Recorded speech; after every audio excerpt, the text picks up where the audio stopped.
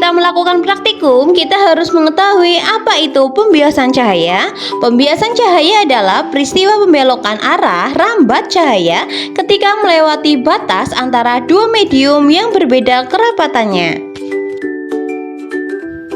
Cahaya merambat dengan kecepatan tertentu ketika berpindah dari satu medium ke medium lain, misal dari udara ke air atau dari udara ke kaca. Kecepatan berubah-ubah inilah yang menyebabkan arahnya membelok. Jika cahaya datang tegak lurus pada batas medium, arahnya tidak berubah dan tetap lurus. Jika datangnya miring dari medium renggang ke rapat, akan membelok dan mendekati garis normal. Jika dari medium rapat ke renggang, maka akan membelok menjauhi garis normal. Contoh pembiasan cahaya dalam kehidupan sehari-hari.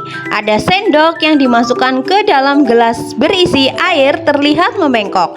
Lalu dasar kolam terlihat lebih dangkal dari aslinya. Dan ada terjadinya pelangi karena pembiasan dan penguraian cahaya oleh butiran air di udara. Assalamualaikum warahmatullahi wabarakatuh. Perkenalkan, nama saya Yunita Eka Pratiwi dengan NIM 857620267. Saya dari Prodi S1 Pendidikan Guru Sekolah Dasar UT Purwokerto. Di sini saya akan melakukan praktikum pada modul ke-7 dengan judul praktikum optik dengan tema sifat cahaya. Percobaan yang kedua yaitu pembiasan cahaya. Untuk alat dan bahan dalam praktikum percobaan pembiasan cahaya. Yang pertama ada kertas putih yang digunakan sebagai layar. Lalu ada mistar atau penggaris, lensa cembung, lensa cekung, senter, busur, lilin, balok kaca, korek api, celah cahaya, dan yang terakhir ada apa ya?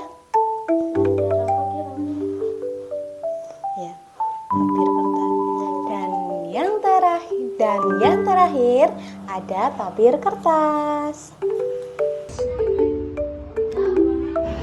Untuk percobaan pertama yaitu pembiasan cahaya menggunakan balok kaca. Untuk mengetahui dan membuktikan hukum pembiasan cahaya dan untuk mengamati perubahan arah rambat cahaya saat berpindah dari udara ke kaca lalu kembali lagi ke udara.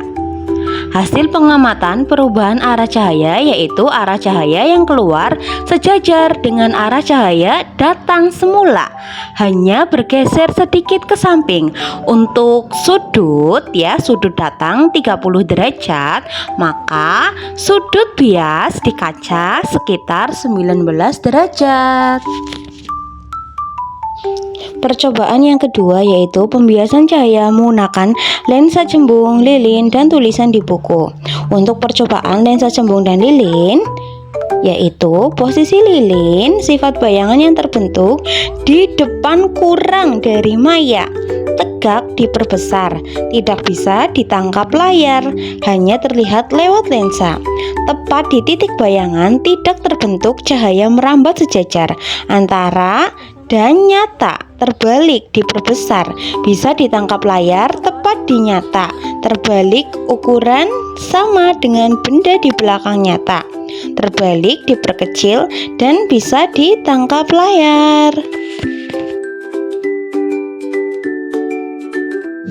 Lalu pada saat percobaan lensa cembung dan tulisan di buku, saat lensa sangat dekat dengan tulisan, tulisan terlihat lebih besar, tegak, dan jelas atau diperbesar.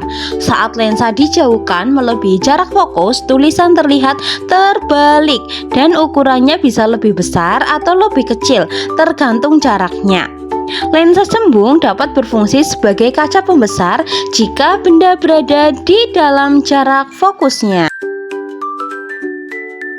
Kesimpulan pada percobaan pembiasan cahaya untuk balok kaca hanya menggeser arah cahaya sedikit tanpa mengumpulkan atau menyebarkan. Lalu untuk lensa cembung mengumpulkan cahaya dan membentuk bayangan dengan sifat berubah sesuai dengan jarak benda.